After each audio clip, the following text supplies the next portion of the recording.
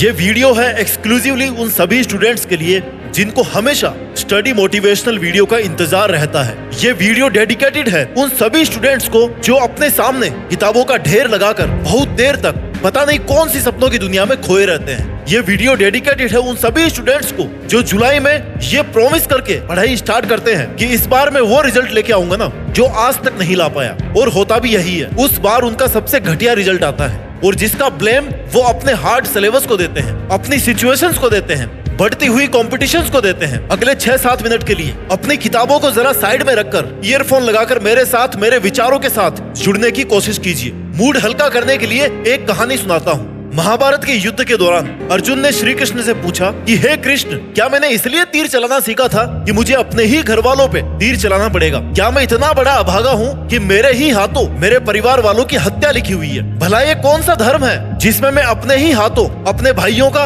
अपने चाचा का, अपने ताऊ का, अपने फूफा का वध कर रहा हूँ? और ये कहकर वो अपने धनुष को रथ में एक साइड में रख करके दुख में बैठ जाते हैं। उस वक्त अर्जुन को ये नहीं पता था कि वो कितने लकी हैं। वो जिस सारथी के सामने अपनी व्यथा को व्यक्त कर रहे हैं ना, वो श्री कृष्ण, जिन्होंने अर्जुन के रथ का ही नहीं बल्कि सारी सृष्टि की बागडोर अपने हाथ में ले रखी है। फिर भला अर्जुन को क्या दिक्कत थी? दिक्कत यह थी कि अर्जुन की आंखों के सामने ना अंधकार छाया हुआ था। श्री कृष्ण ने व्याकुल अर्जुन की तरफ देखते हुए कहा कि कौन कह रहा है कि अर्जुन अपने परिवार का वध कर रहा है? अरे अर्जुन तो केवल युद्ध में उनका वध कर रहा है जो अधर्मी है, जो धर्म के साथ नहीं है, और अधर्म का नाश धर्म करता है, ना कि कोई एक योद्धा। योद्धा तो बस एक जरिया होता है, योद्धा का तो केवल नाम होता है, लेकिन करवाने वाले तो श्री कृष्ण होते हैं। इसलिए अर्जुन, तू केवल धनुष उठाकर वो कर जिसके लिए तूने ट्रेनिंग ली है। उस परिणाम के बारे में सोचना बंद कर दे जो तेरे हाथ में है ही नहीं। जो परिणाम आता है ना अर्जुन, वो मैं देता हूँ। तुम केवल अपनी मेहनत देते हो, अपना प्रयास देते हो। इसलिए है अर्जुन, जो युद्ध करना तूने इस जीवन में सीखा है ना, वो केवल आज के इस महाभारत के युद्ध के लिए ही सीखा था। इसलिए अब अपने गुरु से मिली हुई शिक्षा का मान रखने का समय आ गया है। तो तू अपना धनुष वापस मत रख। जब धर्म को विजयी बनाने के लिए युद्ध करने का समय आया है ना, तो अब पीछे मत हट। आज मेरी गुहार है उन सभी विद्यार्थियों से जो अपने पिछले प्रयास के खराब रिजल्ट को लेकर के बैठे हैं। मेरी पुकार है उन सभी स्टूडेंट्स से जिनको एग्जाम के रिजल्ट का बहुत ज्यादा प्रेशर फील होता है। My dear brother and sister, जो बात श्री कृष्ण ने महाभारत के युद्ध में अर्जुन को कही थी ना, आज वही बात मैं तुम्हें कहना चाहता हूँ कि तुम्हारा काम है केवल प्रयास करना, और प्रयास का प्रेशर से कहीं कोई लिंक नहीं है। प्रेशर तब फील होता है जब आप रिजल्ट के बारे में सोचते हो। इसलिए आपका फोकस रिजल्ट पे नहीं बल्कि प्रयास पे होना चाहिए, क्योंकि रिजल्ट वैसा ही आएगा जैसा आपका आज प्रयास होगा। आज मेरी विनती है उन सभी विद्यार्थियों से जो अपने आप को इतना मुसीबतों से घिरा हुआ समझते हैं कि उनको अपने चारों तरफ केवल और केवल अंधेरा नजर आता है। उनको जिम्मेदारियों का इतना बोझ महसूस होता है ना अपने कंधों पर कि जवानी में ही उनके कंधे झुकने लगते हैं। उनको अपने पैरों तले इतने कांटे नजर आते हैं कि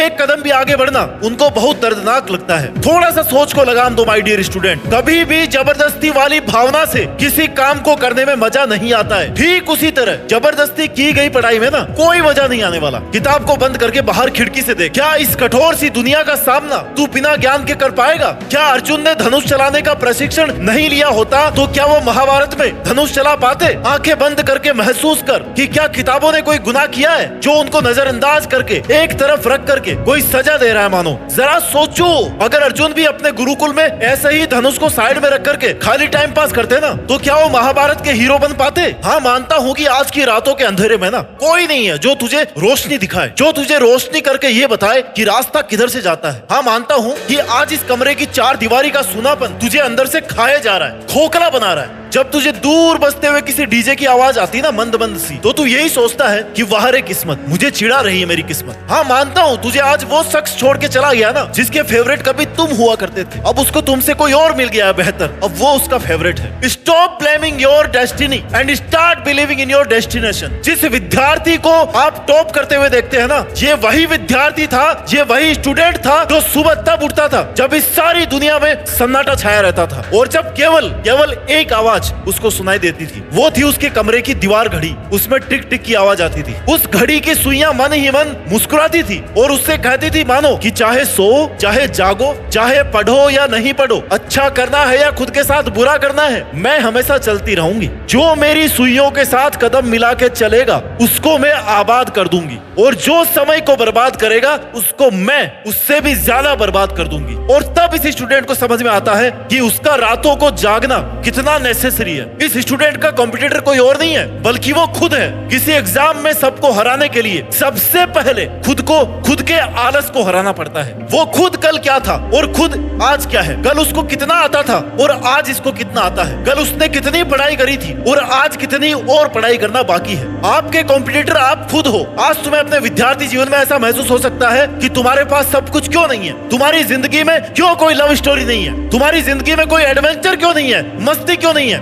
इसलिए नहीं है मेरे भाई कि ये सब नॉनसेंस है, बकवास है। सोशल मीडिया ने तुम्हें गुमराह बना रखा है। रील्स देख देख के तुम्हारे दिमाग में कील ठुक गई है। आशिकी से पेट नहीं भरता, या तो धूप में मजदूरी करने से पेट भरता है या फिर रात में जाग करके चौकीदारी करने की ड्यूटी से पेट भरता है। इसलिए अपनी सोच को लगाम दे और उसको अपनी जिंदगी से निकाल दे जिसको तू अपनी किस्मत की बागडोर दे रखा है। वो बागडोर चली गई तुम्हारे हाथ से, क्यों नहीं समझते हो। किस्मत भी लेके चली जाएगी और सबसे जरूरी मेहनत भी ले जाएगी तुम्हारा वो सामर्थ्य भी ले जाएगी जिससे तुम अपनी जिंदगी को एक मीनिंग दे सकते हो, एक अर्थ दे सकते हो। देश में अपना नहीं बल्कि दुनिया में देश का नाम कर सकते हो। और अगर वक्त मिले रील देखने से तो पूछना एक बार अपने पापा से आंख में आंख डालकर कि पापा दर्द तो नहीं होता आपको जब मुझे साल भर पढ़ाते हो, एक पोटली भर के फीस की देते हो और जब मैं चुल्लू भर नंबर लेकर के आता हूँ घर पे तब आपको बुरा तो नहीं लगता पापा। आपकी एक्सपेक्टेशन से परे आपके मम्मी पापा का जवाब पता क्या होगा कि बेटा कोई बात नहीं, अगली बार ज्यादा मार्क्स आ जाएंगे, ज्यादा से ज्यादा 1 साल और फीस देना पड़ेगा ना, क्या हो जाएगा, तेरे लिए तो कमा रहे हैं। इस बात में तुम्हारे पेरेंट्स को सलाम करना पड़ेगा कि तुम्हारे पेरेंट्स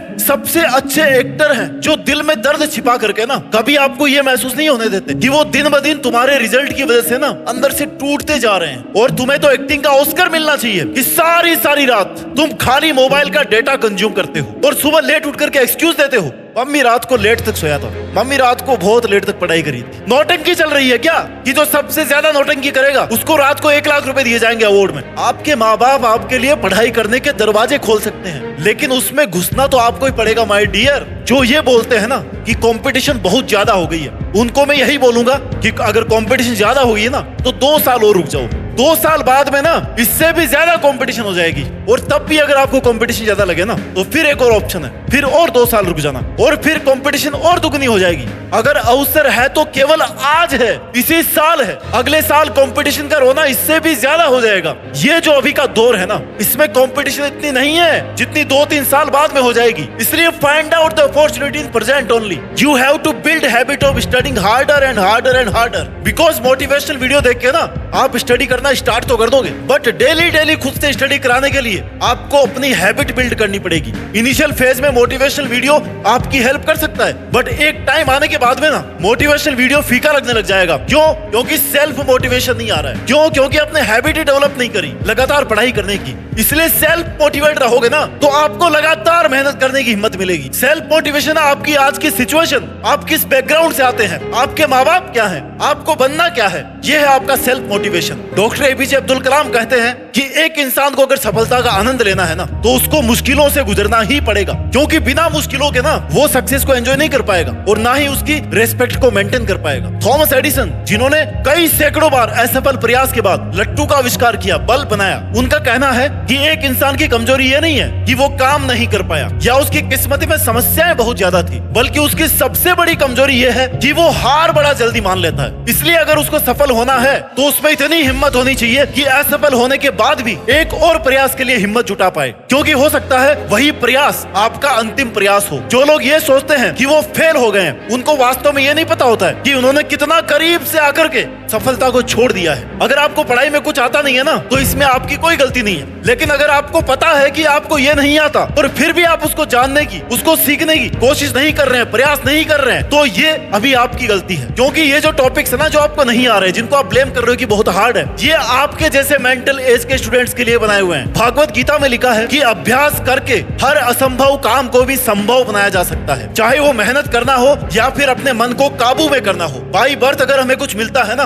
तो वो है हमारे माँ बाप और हमारा परिवार। इनके अलावा बाकी सब चीजें आपको अचीव करनी पड़ती है। इसलिए अगर आपको ये लग रहा है ना कि उस स्टूडेंट के इतने ज्यादा मार्क्स आते हैं क्योंकि वो ज्यादा टैलेंटेड है, तो ये सोचना बिल्कुल ही गलत है। बल्कि सच्चाई ये है कि उसने अभ्यास कर करके मुश्किल से मुश्किल सब्जेक्ट को भी आसान बना लिया है। इनविजिबल गोल को अगर विजिबल करना है ना तो सबसे पहले गोल सेट करना पड़ेगा। सपनों को हकीकत में बदलते हुए देखना है ना तो खुद को मुसीबतों में भी देखने का और मुसीबतों से निकालने का, मेहनत करने का हौसला भी पालना डालना पड़ेगा। पूरे जी जान से पढ़ाई करते रहिए, मेहनत करते रहिए और मेहनत के दम पर देश में अपना नहीं बल्कि दुनिया में देश का नाम रोशन करके दिखाइए। जय हिंद, वंदे मातरम।